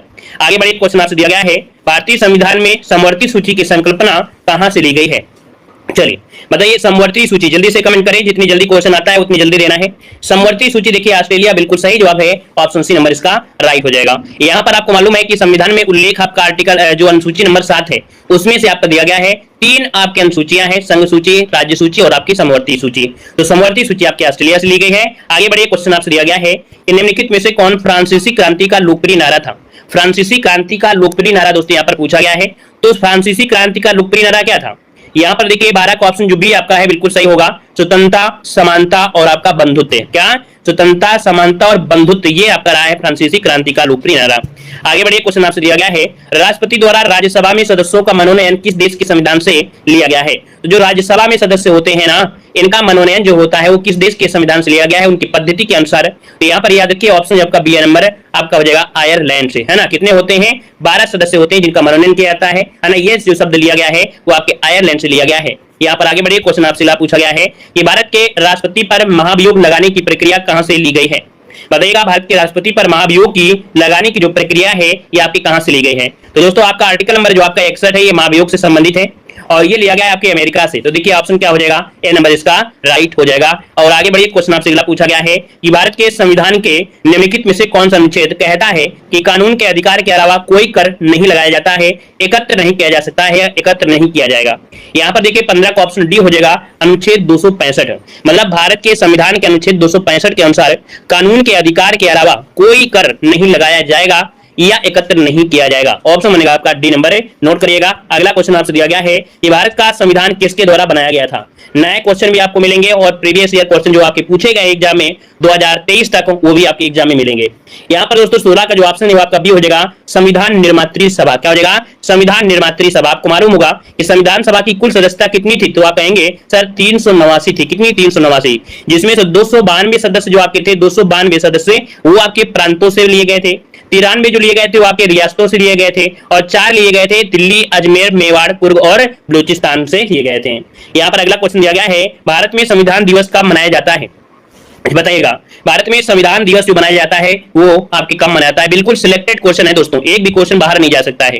यहाँ पर 26 नवंबर बिल्कुल सही जवाब है, क्योंकि आपका भारतीय जो संविधान है ये 26 नवंबर 1949 किया गया था, अंगीकृत किया गया था। तो ऑप्शन क्या हो जाएगा? यहाँ पर डी नंबर राइट हो जाएगा। आगे बढ़िए, क्वेश्चन दिया गया है कि भारतीय संविधान में अवशिष्ट शक्तियां का जो विचार है ये कहां से लिया गया है? यहाँ पर बताइएगा जो अवशिष्ट शक्तियां हैं ये कहां के संविधान से प्रेरित है? तो याद रखिए इसका ऑप्शन क्या हो जाएगा? 18 नंबर में 18 का ऑप्शन सी आपके कनाडा से है। कहां से? अवशिष्ट शक्तियां जो संविधान में शामिल की गई हैं वो आपके कनाडा के संविधान से ली गई हैं। भारत में जो अवशिष्ट शक्तियों केंद्र पर आधारित होती हैं। यहाँ पर आगे बढ़े, क्वेश्चन आपसे अगला पूछा गया है कि भारत के संविधान का निर्माता किसे कहा जाता है? बताइएगा यहाँ पर आंसर क्या हो जाएगा? कह रहा है भारत के संविधान का निर्माता किसे कहा जाता है? यहाँ पर 19 को ऑप्शन दीजिएगा। 19 का ऑप्शन क्या हो जाएगा? तो यहाँ पर देखिए डॉक्टर बी आर अम्बेडकर जिसका ऑप्शन है यहाँ पर बी नंबर राइट हो जाएगा। दोस्तों आपको याद होगा कि 29 अगस्त 1947 को संविधान सभा ने संविधान का प्रारूप तैयार करने के लिए 7 सदस्यीय एक टीम बनाया था, है ना, जिसके जो अध्यक्ष थे वो आपके डॉक्टर भीमराव अम्बेडकर थे। तो ऑप्शन क्या हो जाएगा आपका? बी नंबर राइट हो जाएगा। आगे बढ़ लीजिए, अगला क्वेश्चन दिया गया है स्वतंत्र भारत के पहले स्वास्थ्य मंत्री कौन थे? यहाँ पर स्वास्थ्य मंत्री दिया गया है। तो दोस्तों यहाँ पर स्वतंत्र भारत के पहले स्वास्थ्य मंत्री जो थे वो ऑप्शन डी राजकुमारी अमृता कौर थी। कौन थी? राजकुमारी अमृता कौर थी। इसका ऑप्शन जो बनेगा यहाँ पर डी नंबर राइट हो जाएगा। दोस्तों याद रखिएगा कि वे जवाहरलाल नेहरू की कैबिनेट में शामिल होने वाली पहली महिला थी। ठीक है, पहली महिला थी दोस्तों, याद रखिएगा। और इन्होंने इस मंत्री के पद पर 10 वर्षों तक सेवा किया था। कितने? 10 वर्षों तक सेवा किया था। यहाँ पर आगे बढ़िए, क्वेश्चन दिया गया है निम्न में से कौन देश का सर्वोच्च कानून है? यहाँ पर बताइएगा कौन देश का सर्वोच्च कानून है? आप कहेंगे यहाँ पर जो भारतीय संविधान है। क्या भारतीय संविधान है? यहाँ पर आंसर जो आपका दिया है वो आपका सी नंबर इसका राइट हो जाएगा। दोस्तों ठीक है ना। चलिए 20 में ऑप्शन सी होगा नहीं भाई, 20 का ऑप्शन सी नहीं होगा, वो आपका डी होगा। याद रखिएगा शिक्षा मंत्री थे मौलाना अबुल कलाम आजाद, वो जो थे वो शिक्षा मंत्री थे। यहाँ पर आगे बढ़िए, क्वेश्चन दिया गया है कि भारतीय संविधान को अंगीकृत किया गया था। भारतीय संविधान को अंगीकृत किया गया, यहाँ पर देखिए ऑप्शन सी हो जाएगा 26 नवंबर 1949। यहाँ पर जो आंसर है वो आपका सी नंबर इसका राइट हो जाएगा। दोस्तों आगे बढ़िए, क्वेश्चन दिया गया है भारतीय संविधान कब लागू हुआ था? भारतीय संविधान कब लागू हुआ? जब लागू होने की बात कर रहे तब आपको क्या जवाब देना है? वही जवाब देना है 26 नवंबर 1950। यहाँ पर आंसर आपका नंबर हो जाएगा, क्योंकि लागू जो हुआ था वो 26 जनवरी को लागू हुआ था। यहाँ पर आगे बढ़िए, क्वेश्चन दिया गया है भारत का मूल संविधान कहां से प्रकाशित हुआ था? चलिए बिल्कुल सिलेक्टेड क्वेश्चन है और हर एक क्वेश्चन आपका पूछा गया है। याद रखिएगा हर एक क्वेश्चन आपका पूछा गया है। यहाँ पर भारत का मूल संविधान कहां से प्रकाशित किया गया है? चलिए सब लोग पढ़ाएंगे बहुत, लेकिन हम जितना पढ़ा देते हैं बस उतना ही रट लीजिए, एग्जाम में एक भी क्वेश्चन बाहर से नहीं जाएगा। ठीक है ना। यहाँ पर देखिए भारत का मूल संविधान कहां से प्रकाशित हुआ था? तो ऑप्शन डी आपके देहरादून लगाना है। कहां से लगाना है? आपके देहरादून से प्रकाशित करने में लगभग 5 वर्ष लग गए थे और इसे देहरादून से क्या किया गया था? प्रकाशित किया गया था। नोट करिएगा, ऑप्शन डी बनेगा। ठीक है ना। आगे बढ़िए, क्वेश्चन आपसे दिया गया है मूल संविधान कितने शब्दों से बना है? मूल संविधान कितने शब्दों से बना हुआ है? यहाँ पर जवाब देना है। तो ऑप्शन में से क्या हो जाएगा? यहाँ पर जो आप आंसर इनमें से मैक्सिमम आप लगाइएगा। यहाँ पर जो आपका दिया गया है ऑप्शन सी, क्या ऑप्शन सी जो ऑप्शन है यहाँ पर राइट हो जाएगा, सी नंबर हो जाएगा। मैक्सिमम ज्यादा लगाना, वैसे शब्दों में अब तो परिवर्तन ज्यादा देखने को मिलता है ना, क्योंकि अब आप कहोगे अनुच्छेद कितने हैं, तो आप अगर हम आपसे बोलें कि वर्तमान में अनुच्छेद कितने हैं तो वो अनुच्छेद के पार्ट होंगे, लेकिन 550 से अधिक हो गए हैं। कितने?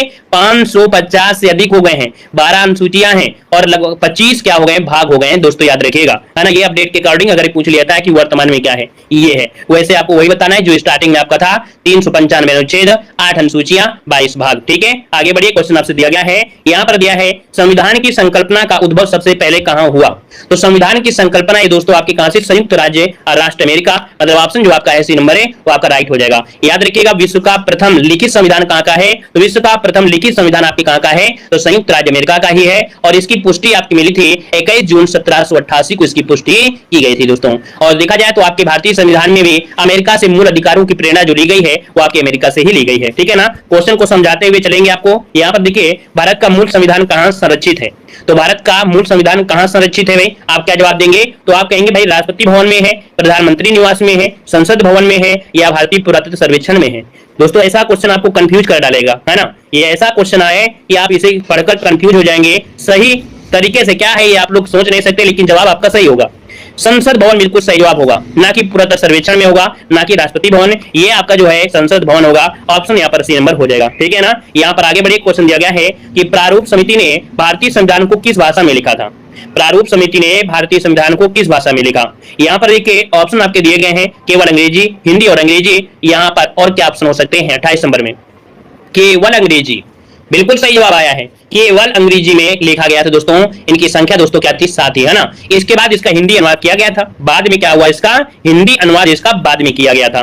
यहाँ पर आगे बढ़े, क्वेश्चन आपसे दिया गया है, भारत के राष्ट्रीय ध्वज में चक्र का क्या निरूपित करता है? जो भारत का राष्ट्रीय ध्वज है उसमें जो चक्र है ये निरूपित क्या करता है? तो दोस्तों याद रखिए, ये सत्य की बात करता है। अर्थात जो तिरंगा होता है, भारत का राष्ट्रीय ध्वज तिरंगा है, जिसमें समानांतर 3 रंगों की पट्टियां हैं।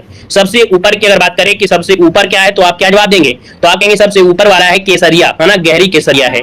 मध्य में सफेद है और नीचे क्या है? हरे पट्टी आपकी लगी हुई है। अनुपात पूछे तो आप कहेंगे 2:3, है ना, या इसे कहेंगे 3:2, क्योंकि इसकी 3 क्या हो जाएगी? लंबाई, और अनुपात इसका 2 हो जाएगा, जो कि चौड़ाई। 24 तीलियां हैं, सारनाथ से ये आपका लिया गया है। तो जितने भी चीजें थी वो आप देख सकते हैं, 1 पॉइंट में कवर हो गया, मतलब ऑप्शन यहाँ पर बी नंबर राइट हो गया है। आगे बढ़े, क्वेश्चन दिया गया है, कह रहा है निम्नलिखित में से कौन स्वतंत्र भारत के प्रथम वित्त मंत्री थे? यहाँ पर जवाब देना है कि निम्नलिखित में से कौन स्वतंत्र भारत के प्रथम वित्त मंत्री की बात कर लिया है। दोस्तों वित्त मंत्री इनमें से कौन हो जाएंगे 30 नंबर में? तो ऑप्शन देखिए, यहाँ पर जो वित्त मंत्री थे आर.के. षणमुखम शेट्टी, मतलब ऑप्शन जो आपका दिया है यहाँ पर आपका हो जाएगा ए नंबर, इसका राइट हो जाएगा, ठीक है ना। ऑप्शन आपको ए नंबर लगाना है। यहाँ पर आप लोग जवाब दे रहे हैं जो सी नंबर, तो जॉन मथाई थे, ये स्वतंत्र भारत के पहले क्या थे? ये रेलवे एवं परिवहन मंत्री थे। क्या?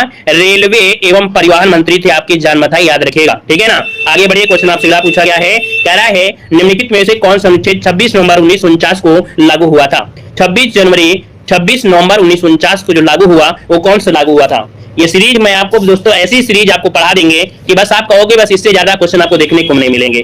और इस सीरीज में आपको हिस्ट्री, पॉलिटी, ज्योग्राफी, इकोनॉमिक्स, जो आपकी जो स्टैटिक जीके है वो ऐसे ही आपको डेली देखने को मिलती है। यहाँ पर 31 की अगर बात करें दोस्तों, आपका अनुच्छेद जो आपका 338 है, याद रखिएगा, अनुच्छेद 26 नवंबर 1949 को लागू हुआ था। यहाँ पर कौन सा अनुच्छेद, मतलब यहाँ पर शब्द ये कह रहा है कौन सा अनुच्छेद 26 नवंबर 1949 को लागू हुआ था। अच्छा ठीक, देखिए अब ये क्वेश्चन आपको समझ में कम आ रहा होगा कि क्या सही है क्या नहीं सही है, तो आपको देखो मालूम होगा कि 26 नवंबर 1949 को, है ना, यहाँ पर देखिए कौन सा अनुच्छेद 5, फिर 6, 7, 8, 9, 60, 324, 366, 367 और 379, 380, 388, 391, 392, 393, इतने अनुच्छेद आपके लागू किए गए थे, जिसमें से आपका कौन सा है? यहाँ पर 388 है, याद रहेगा। समझ में आ गया होगा। आगे बढ़िए, क्वेश्चन दिया गया है कि भारत संपूर्ण संप्रभुत्व लोकतांत्रिक गणराज्य कब बना था दोस्तों? तो भारत संपूर्ण प्रभुत्व संपन्न लोकतांत्रिक गणराज्य जो बना, ये बना था दोस्तों 32 नंबर का ऑप्शन यहाँ पर जिसका आया है कौन सा? यहाँ पर 26 नवंबर 1949 वाला, अर्थात जो ऑप्शन डी दिया गया है ये बिल्कुल राइट इसका आंसर हो जाएगा। यहाँ पर आगे बढ़िए, क्वेश्चन दिया गया है, और आपको बता दें जो लोग ऐसे क्वेश्चन को पढ़ने में दिलचस्प नहीं रखते हैं, या इस प्रकार से हम आपको पढ़ा रहे हैं, समझा रहे हैं, अगर दिलचस्प नहीं रखते हैं तो इससे बेहतर क्वेश्चन आप पढ़े होंगे लेकिन एग्जाम में नहीं फंसे होंगे। हम जितना भी पढ़ाएंगे वो आपको एग्जाम में मिलेगा, चाहे वो आपको यूपीडब्ल्यूएससी मिलेगा, यूपीपीसीएस मिलेगा, कहीं ना कहीं आपको मिलेगा, क्योंकि हम जितने भी क्वेश्चन पढ़ाते हैं कहीं ना कहीं प्रीवियस ईयर होते हैं और सिलेक्टेड क्वेश्चन होते हैं, ठीक है। तो ये समझ के चलिए कि जितना हम पढ़ रहे हैं वो एग्जाम में फंसना ही फंसना है, इससे बाहर नहीं जाएगा। आपको इसका विश्वास रखिए, एक भी क्वेश्चन बाहर नहीं जाएगा। देखिए दिया गया निम्नलिखित में से किस देश का अलिखित संविधान है? मतलब कहना यहाँ का लिखित संविधान है ही नहीं है, ब्रिटेन का, है ना। यहाँ पर क्या है दोस्तों, संविधान, यहाँ का जो संविधान है एक पुस्तक के रूप में मुद्रित नहीं है, तो है क्या यहाँ पर? तो ब्रिटेन में क्या चलता है, संसदीय परंपरा से उत्पन्न जो नियम है, कानून है, उसके ही शासन के आधार पर स्वीकार किया जाता है, ठीक है ना। तो इसका ऑप्शन हो जाएगा आपका बी नंबर, लिखित नहीं है, याद रखिएगा, ठीक है। यहाँ पर आगे बढ़िए, क्वेश्चन आपसे पूछा गया है कि एकात्मक सरकार में समस्त शक्तियां किसके हाथ में होती है? अब ये बताइएगा कि एकात्मक सरकार में जो समस्त शक्तियां होती हैं वो किसके हाथ में होती हैं? यहाँ पर आपका जो आंसर होगा क्या होगा? तो भाई एकात्मक सरकार दिया है तो इसका मतलब केंद्र सरकार ही होगी ना, मेन जो आपकी होगी वो आपकी केंद्र सरकार होगी, अर्थात जो भी इकाइयां होंगी वो प्राधिकारी उसके अधीन ही कार्य करेंगे। तो ऑप्शन क्या बनेगा आपका? बी नंबर होगा। अगला क्वेश्चन बताइए कि द्विसदनीय व्यवस्था निम्न में से किस सरकार की विशेषता होती है? अब यहाँ पर दिया है द्विसदनीय व्यवस्था, बताइए जल्दी से कि द्विसदनीय व्यवस्था किस सरकार की विशेषता है? 35 नंबर की अगर बात करें दोस्तों तो ये होती है संघीय सरकार, है ना। द्विसदनीय व्यवस्था के अंतर्गत संसद के 2 सदन होते हैं, जैसे राज्यसभा और आपकी उच्च सदन और एवं लोकसभा, मतलब निम्न सदन। तो यहाँ पर आंसर आपका सी नंबर राइट हो जाएगा। अगला क्वेश्चन देखो दिया गया है कि शक्तियों का विभाजन एवं स्वतंत्र न्यायपालिका किसकी 2 महत्वपूर्ण विशेषताएं होती हैं? 36 नंबर देना है। तो दोस्तों यहाँ पर देखिए सरकार का जो संघीय स्वरूप होता है, सरकार का जो संघीय स्वरूप होता है इसी में स्वतंत्र न्यायपालिका है, शक्तियों का विभाजन है, यहाँ पर आंसर बी राइट हो जाएगा। आगे बढ़िए, क्वेश्चन दिया गया है कि संघीय प्रकार के शासन का गंभीर दोष क्या है? समझिएगा कह रहा है संघीय प्रकार के शासन का गंभीर दोष क्या है। तो दोष भी इसमें है, क्या दोष है कि पृथककरण का बड़ा खतरा रहता है। पृथककरण का क्या होता है, बड़ा खतरा रहता है। इसलिए क्या होता है, सामान्य राज्यों के द्वारा समझौते के आधार पर यह बनाया जाता है, समझौता ही किया जाता है। यहां पर अगला क्वेश्चन दिया गया है कि शासन की एकात्मक पद्धति का लाभ जो होता है ये क्या होता है। तो शासन की एकात्मक पद्धति का लाभ ये है, क्या लाभ है कि जो दृढ़ राज्य होते हैं, मतलब जो राज्य होते हैं एक मजबूत होते हैं, एक मजबूत केंद्र का होना और एक राज्य के साथ जुड़े होना एक बहुत बड़ी बात होती है। तो यहाँ पर दृढ़ राज्य इसका आंसर है, राइट हो जाएगा। 3-4 क्वेश्चन आपके ऐसे हैं जो कि आपके आईक्यू लेवल है, जितना ज्यादा आप सोच सकते हैं। यहाँ पर दिया है संविधान में सामसिक भारत का वर्णन किस प्रकार से किया गया है, मतलब संविधान में आपके भारत का वर्णन जो हुआ है वो किस प्रकार से हुआ है। चलिए 39 को ऑप्शन दोस्तों यहाँ पर क्या है कि भारत एक राज्यों का संघ है। अब राज्यों तथा संघ राज्य क्षेत्रों का परिसंघ है, ये नहीं है भैया। आपको कितनी बार बताया गया है कि भारत राज्यों का एक संघ है, यही तो बताया गया है, भारत एक राज्यों का संघ है, ये बोला गया है। सिर्फ और सिर्फ एक शब्द बोला है कि भारत राज्यों का संघ है। यहाँ पर आंसर आपको ए नंबर देना है, ठीक है। आगे बढ़िए, और ये आपके आर्टिकल नंबर 1 में दिया भी गया है, इंडिया अर्थात राज्यों का संघ, इंडिया अर्थात राज्यों का संघ, ये बोला गया है। अगला क्वेश्चन दिया गया है कि निम्नलिखित में से कौन सी भारतीय संविधान की एक विशेषता नहीं है। तो भारतीय संविधान में दोस्तों क्या होता है, संसदीय सरकार है आपकी, स्वतंत्र न्यायपालिका है, संघीय सरकार है, लेकिन अध्यक्षीय सरकार ये तो आपका नहीं है भाई। अध्यक्षीय शासन ये व्यवस्था ये संविधान की विशेषता की नहीं है दोस्तों, याद रखिएगा, ठीक है। आगे बढ़िए, क्वेश्चन आपसे दिया गया है भारत का जो संविधान है एक ऐसा है, भारत का जो संविधान है एक ऐसा है, लाइक शेयर भी कर दीजिएगा जितने लोग जुड़े हैं, है ना। भारत का जो संविधान एक ऐसा है, तो देखिए ये है आपका अर्ध संघात्मक है। कैसा है, अर्ध संघात्मक आपका ये संविधान है, मतलब इसका जो ढांचा है, बुनियादी लक्षण है वो कैसा है, अर्ध संघात्मक है दोस्तों, है ना। यहाँ पर एक केसी व्हीलर आपने नाम सुना होगा कि प्रोफेसर केसी व्हीलर के अनुसार भारतीय संविधान एक अर्ध संघात्मक व्यवस्था यहाँ पर है। तो ऑप्शन देना है आपको बी नंबर। आगे बढ़िए, क्वेश्चन दिया गया है लोकतांत्रिक समाजवाद का उद्देश्य क्या है। भाई लोकतंत्र आपने पढ़ा है तो इसका मतलब होता है कि लोकतंत्र साधनों द्वारा समाजवाद की स्थापना करता है। लोकतांत्रिक साधनों द्वारा समाजवाद की क्या होती है, स्थापना होती है, ऑप्शन डी बनेगा। अगला क्वेश्चन दिया गया है कि निम्नलिखित में से किस मामले में कहा गया है कि धर्मनिरपेक्षता और संघवाद यह भारतीय संविधान का मूल ढांचा है। ये शब्द जो कहा है दोस्तों वो कहा है ऑप्शन बी, आपके SR बुमन मामला, इसने कहा है, ऑप्शन बनेगा आपका बी नंबर। अगला क्वेश्चन दिया गया है लोकतांत्रिक प्रणाली के लिए निम्न में से कौन सा तत्व आवश्यक होता है। चलिए थोड़ा 2-4 क्वेश्चन आपके ऐसे रहे हैं जो आपको बड़े कठिन लग रहे होंगे। लोकतांत्रिक प्रणाली के लिए कौन सा तत्व आवश्यक होता है, सोचिए और समझिए भी जवाब दीजिए।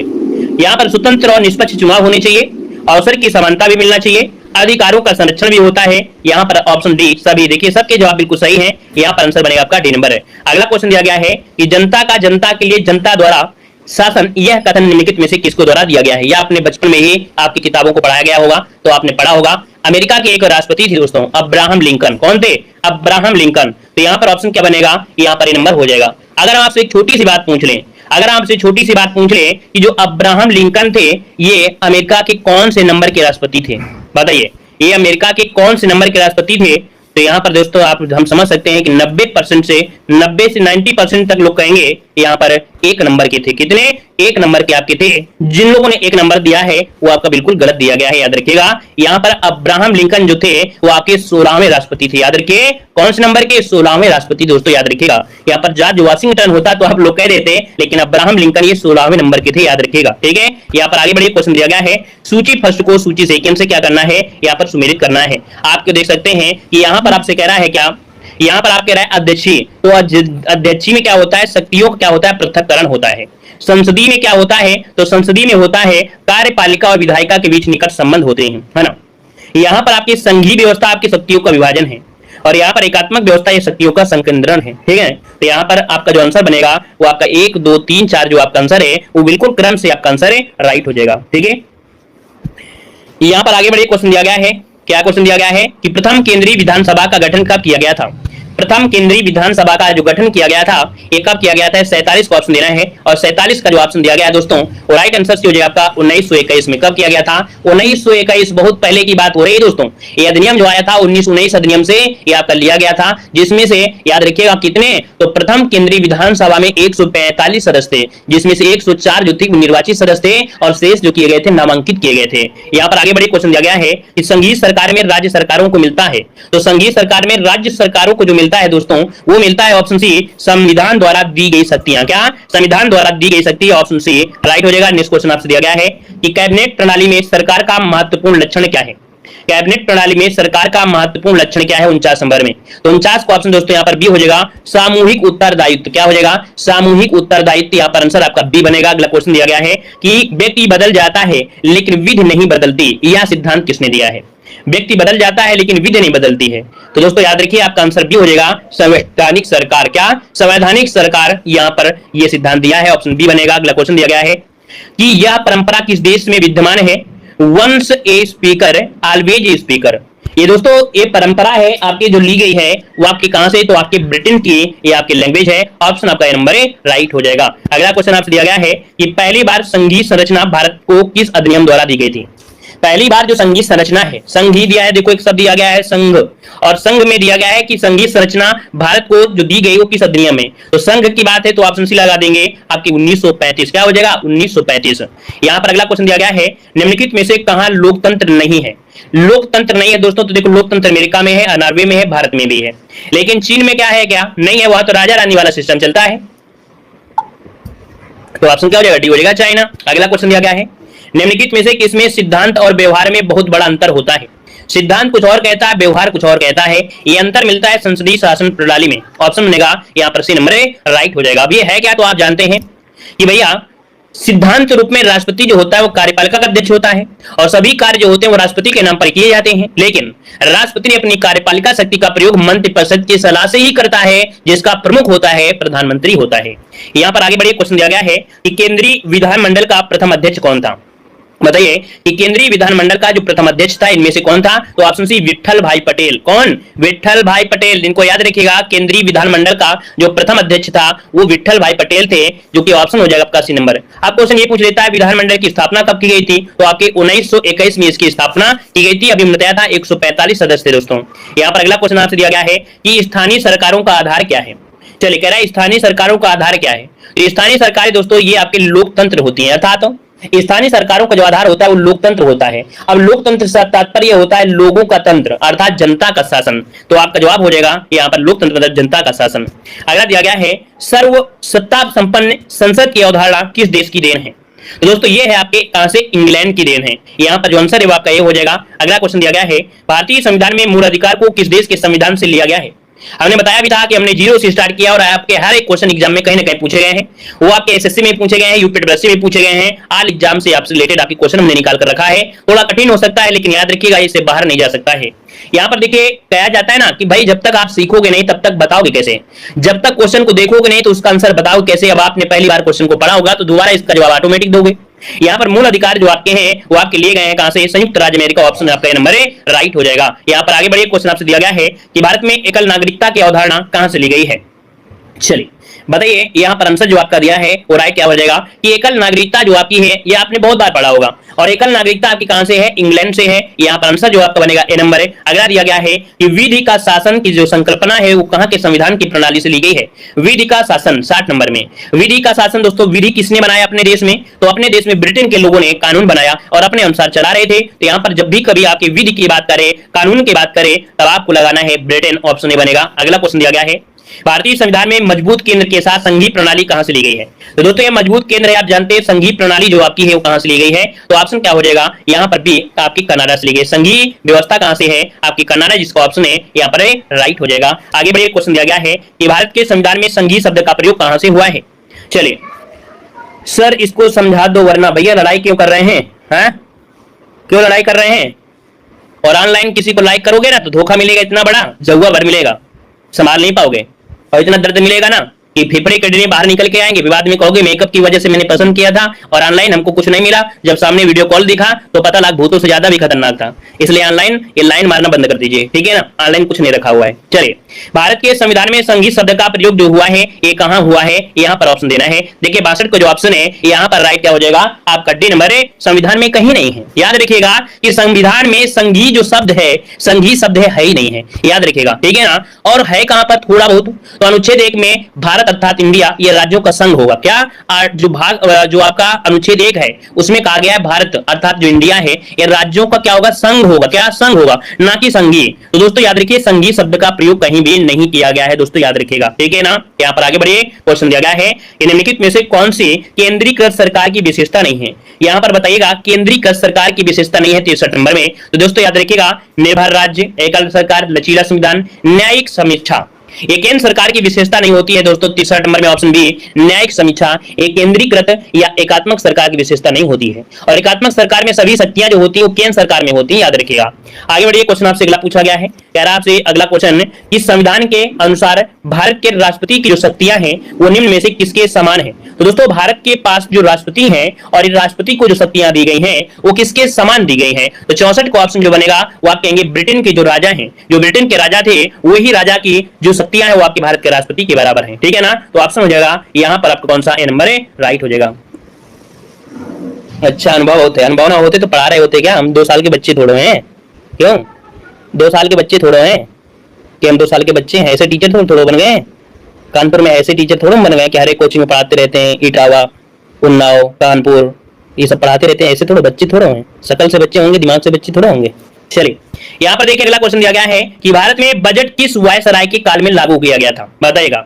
कह रहा है भारत में बजट किस वायसराय के काल में लागू किया गया। दोस्तों 65 की अगर बात करें तो ऑप्शन यहाँ पर हो जाएगा कैनिंग के समय में। वायसराय थे कौन, लॉर्ड कैनिंग, इनके काल में ही भारत का प्रथम बजट पेश किया गया था 1860 में। कब, 1860 में। अब आपसे अगर हम आपसे पूछ ले कि कौन से महीने में, तो आप आंख बंद करके बता देना कि सर फरवरी महीने में। कब, फरवरी महीने में यह बजट पेश किया गया था। तो ऑप्शन क्या हो जाएगा, यहाँ पर आपका ए नंबर राइट हो जाएगा। और सबको बजट देखना पड़ता है फरवरी महीने में, क्योंकि सबको अपना बजट देखना पड़ता है फरवरी महीने में। तो ऐसे आपको याद रखना है, यहाँ पर बजट ऑप्शन आपका ये हो जाएगा। अब आपको हमेशा याद रहेगा। अगले क्वेश्चन की ओर आते हैं। कह रहा है हमारे संविधान में राज्य की नीति निर्देशक तत्व की अवधारणा कहाँ के संविधान से ली गई है। यहाँ पर देखिए ऑप्शन जो आपका बनेगा कि जो राज्य के नीति निर्देशक तत्व की अवधारणा है ये आपकी कहाँ से ली गई है। तो ऑप्शन सी आयरलैंड के संविधान से ली गई है। ऑप्शन बनेगा आपका यहाँ पर सी नंबर। यहाँ पर आगे बढ़िए, क्वेश्चन आपसे दिया गया है कि हमारे संविधान में न्यायिक समीक्षा की अवधारणा किस देश के संविधान से लिया गया है। न्यायिक शब्द लगाता है तो दोस्तों हमने आपको बताया भी है, जब भी कभी न्याय लगाए तो आपको यूएसए ही लगा देना है, क्योंकि यूएसए का काम है क्या, न्याय। जिसकी तरफ न्याय होगा अर्थात न्याय का ही साथ देगा अमेरिका। तो यहाँ पर आपको मालूम है सुप्रीम कोर्ट कहां से लिया गया है, तो आपके अमेरिका से लिया गया है। तो न्याय शब्द आपको आता है तो यूएसए ही लगाना है।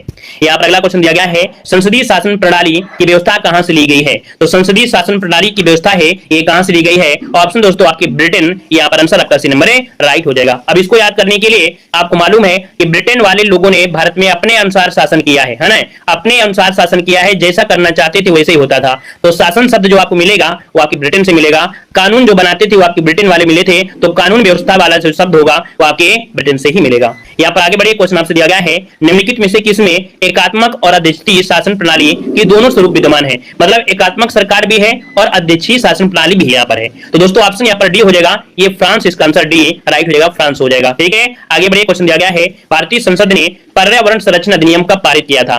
तो पर्यावरण संरक्षण अधिनियम दोस्तों याद रखिए 1986 में। कब, 1986 में पारित किया था। या आगे बढ़िए, क्वेश्चन दिया गया है कि भारत में किस प्रकार का लोकतंत्र है। भारत में जो लोकतंत्र है वो कैसा है, प्रत्यक्ष है, अध्यक्षीय है या प्रतिनिधिक है या तानाशाही। तो आप तानाशाही तो नहीं लगाएंगे, यहाँ पर बताएंगे प्रतिनिधिक। क्या बताएंगे, प्रतिनिधिक। मतलब ये कह सकते हैं कि भारत में प्रतिनिधित्व लोकतंत्र को अपनाया गया है। लोकतंत्र के दो प्रकार होते हैं, एक प्रत्यक्ष होता है, एक अप्रत्यक्ष होता है ना। प्रत्यक्ष मतलब होता है कि लोकतंत्र में जनता की जो निर्गत विषयों पर क्या होती है, सीधी बातचीत होती है, सीधी भागीदारी होती है, जैसे स्विट्जरलैंड हो गया। और अप्रत्यक्ष जैसे होता है वो आपका भारत होता है। अप्रत्यक्ष में कैसी है, आपके अप्रत्यक्ष में जैसे क्या है, जैसे आपका भारत है। यहाँ पर आगे बढ़िए, क्वेश्चन दिया गया है, कह रहा है संविधान की संकल्पना का उद्भव सबसे पहले कहां हुआ। तो ये संविधान की जो संकल्पना है इसका उद्भव कहां हुआ था। तो ऑप्शन दोस्तों आपका बी हो जाएगा, ब्रिटेन, इसका आंसर राइट हो जाएगा, ब्रिटेन में हुआ। सबसे पहले उद्भव ब्रिटेन में हुआ था। आगे बढ़िए, क्वेश्चन आपसे अगला पूछा गया है कि भारत में संविधान लोकतंत्र का आदर्श हम कहां पाते हैं।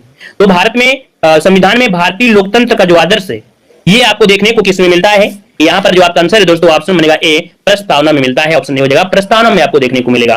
प्रस्तावना में कहा भी गया है न्याय, स्वतंत्रता, समानता, बंधुत्व, इन शब्दों का उल्लेख आपको मिलता है। यहाँ पर आगे बढ़िए, क्वेश्चन आपसे दिया गया है लोकप्रिय वीटो के द्वारा संविधान में संशोधन करने की प्रणाली कहां पर विद्यमान है। लोकप्रिय वीटो शब्द आपने सुना है, वीटो पावर, ये सब होता है वीटो पावर। और ये दोस्तों आपका है स्विट्जरलैंड में। याद रखिएगा कि लोकप्रिय वीटो जो कि प्रत्यक्ष लोकतंत्र का एक उदाहरण होता है, जहां जनता सरकार के विधायिका या प्रशासनिक कार्य को प्रत्यक्ष रूप से भाग लेते हुए यहाँ पर यूज करती है, तो ऑप्शन हो जाएगा बी नंबर। आगे बढ़िए, क्वेश्चन दिया गया है कि भारत में लिखित संविधान की संकल्पना किस देश से ली गई है? तो लिखित संविधान है आपकी अमेरिका में, ऑप्शन आपका सी हो जाएगा। यहां पर जवाब देना है। अगला कह रहा है निम्नलिखित में से किस देश से भारतीय संविधान ने विधि के समक्ष समता का सिद्धांत लिया है? विधि के समक्ष समता का सिद्धांत अभी हमने बताया, विधि मतलब होता है कानून। क्या होता है? विधि मतलब होता है क्या? कानून होता है। तो कानून बनाते थे कौन? ब्रिटेन वाले बनाते थे, है ना, कानून बनाते थे ब्रिटेन वाले। तो ऑप्शन क्या हो जाएगा यहाँ पर सी नंबर। आगे बढ़िए, क्वेश्चन दिया गया है तरफ से वेस्टमिंस्टर संसदीय व्यवस्था का विकास किस देश में हुआ था? वेस्टमिंस्टर संसदीय व्यवस्था जो दिया है ये आपका हुआ था ब्रिटेन में, ऑप्शन सी हो जाएगा। अगला क्वेश्चन दिया गया है निम्नलिखित में से किसने पहली बार 1935 में संविधान सभा बनाने का सुझाव दिया था? 1935 में संविधान सभा बनाने का सुझाव ये एम.एन. राय, जो कि ऑप्शन बनेगा क्या यहाँ पर डी नंबर, एम.एन. राय यहाँ पर आंसर राइट हो जाएगा दोस्तों। और यहाँ पर आगे बढ़िए, क्वेश्चन दिया गया है कि जिस संविधान सभा द्वारा भारत के संविधान का अधिनियमन किया गया उसके सदस्य कौन थे? तो दोस्तों यहाँ पर देख सकते हैं 79 का जो ऑप्शन है वो बी हो जाएगा। विभिन्न प्रांतों की विधानसभाओं द्वारा निर्वाचित सदस्य लिए गए थे, उन्हीं के द्वारा ही भारत के संविधान में जो सदस्य थे वो आपके लाए गए थे, ऑप्शन बी हो जाएगा। अगला क्वेश्चन दिया गया है कि भारतीय संविधान की रचना के समय संविधान सभा का जो संवैधानिक सलाहकार कौन था? संवैधानिक सलाहकार कौन थे? यहाँ पर दोस्तों आप कहेंगे कि संवैधानिक सलाहकार बी.एन. राव होता है। काफी लोगों से गलतियां हो रही हूं, है ना, गलतियां हो रही हैं, तो आपने आपको ये नहीं समझना कि नहीं हमको नहीं आता है, ये समझिएगा कि अभी तक रिवीजन नहीं हुआ था, अब आपका रिवीजन स्टार्ट हो गया है, तो दोबारा जब वीडियो आप देखेंगे वो आपका रिवीजन बहुत बेहतर तरीके से होगा, ठीक है ना। चलिए, तो ऑप्शन आपका सी बनेगा। अगला क्वेश्चन आपसे दिया गया है निम्नलिखित में से कौन भारतीय संविधान की प्रारूप समिति के सदस्य नहीं थे? अब यहाँ पर देखिए, प्रारूप समिति में हमने आपको बताया था, प्रारूप समिति में 7 सदस्य थे, है ना, जिसमें से डॉक्टर बी आर अम्बेडकर भी थे, अल्लादी कृष्ण स्वामी थे, गोपाला स्वामी अय्यर थे, राजेंद्र प्रसाद थे क्या? नहीं थे। तो दोस्तों ऑप्शन यहाँ पर डी हो जाएगा, राजेंद्र प्रसाद नहीं थे। कौन कौन थे यहाँ पर देख सकते हैं, वी आर अम्बेडकर जो अध्यक्ष थे, गोपाला स्वामी अय्यर, के एम मुंशी, अल्लादी कृष्ण स्वामी अय्यर, सैयद मोहम्मद सादुल्ला, बी.एल. मित्र। बाद में इनके स्थान पर एन. माधव राय सदस्य बने थे। डी.पी. खेतान इनकी मृत्यु के कारण भी क्या हुआ था? टी.टी. कृष्णमाचारी को सदस्य बनाया गया था। तो ये जो सदस्य थे वो आपके 7 सदस्य ये आपकी टीम थे। अगला है भारतीय संविधान के सदस्यों में निम्नलिखित में से कौन शामिल नहीं था? यहाँ पर दोस्तों आपको मालूम होगा कि यहाँ पर सरदार वल्लभ भाई पटेल थे, जे.बी. कृपलानी थे, के एम मुंशी थे, लेकिन जयप्रकाश नारायण इसमें नहीं थे। तो ऑप्शन आपका सी नंबर राइट हो जाएगा। अगला क्वेश्चन दिया गया है कि भारत की अंतरिम संसद में कितने सदस्य थे? तो भारत की अंतरिम संसद में दोस्तों याद रखिएगा आपका जो आंसर होगा 83 नंबर में, वो ऑप्शन राइट क्या हो जाएगा, ए नंबर 296 थे। 296 थे अंतरिम संसद में, 296 थे दोस्तों, याद रखिएगा, ठीक है ना। और इसके बाद आगे बढ़ते हैं, क्वेश्चन आपसे दिया गया है, यहाँ पर दिया गया है कि भारतीय संविधान के या भारतीय संविधान सभा के मूल अधिकार के उप समिति का अध्यक्ष कौन था? तो उप समिति के जो अध्यक्ष थे वो आपके जे.बी. कृपलानी थे। ऑप्शन आपका ए नंबर इसका राइट हो जाएगा। अगला क्वेश्चन आपसे यहाँ पर दिया गया है निम्नलिखित में से किसके द्वारा संविधान में उद्देश्य संकल्प लाया गया था? उद्देश्य संकल्प जो लाया गया 85 नंबर में, वो राइट क्या हो जाएगा? तो ऑप्शन क्या हो जाएगा यहाँ पर देखिए 85 नंबर में उद्देश्य प्रस्ताव आपके जवाहरलाल नेहरू, है ना। लैंग्वेज कई प्रकार से बोल सकते हैं, उद्देश्य संकल्प या उद्देश्य प्रस्ताव, तो ये दोस्तों आपके जवाहरलाल नेहरू यहाँ पर आंसर राइट हो जाएगा, जिन्होंने 13 दिसंबर 1946 को ये पेश किया था दोस्तों, है ना। और 22 जनवरी 1947 को संविधान सभा ने इस प्रस्ताव को क्या कर दिया था? स्वीकार कर लिया था। आगे बढ़िए, क्वेश्चन आपसे अगला पूछा गया है कि किसने भारत के संविधान को अर्धसंघीय रूप में वर्णित किया है? दोस्तों यहाँ पर बताइएगा अर्धसंघीय रूप में वर्णित किया है 86 नंबर में, तो ये है आपके के सी हेयर। क्या है? के सी हेयर, यहाँ पर आंसर डी राइट हो जाएगा। और नेक्स्ट क्वेश्चन आपसे दिया गया है कि संविधान सभा ने राष्ट्रगान कब अपनाया था? संविधान सभा ने राष्ट्रगान कब अपनाया था? दोस्तों 87 को ऑप्शन देना है। यहाँ पर 87 की अगर बात करते हैं तो दोस्तों ऑप्शन क्या हो जाएगा? यहाँ पर राष्ट्रगान दिया है, तो राष्ट्रगान आपका 24 जनवरी, याद रखिएगा 24 जनवरी 1950 यहाँ पर जो आंसर है यहाँ पर राइट हो जाएगा, 24 जनवरी 1950।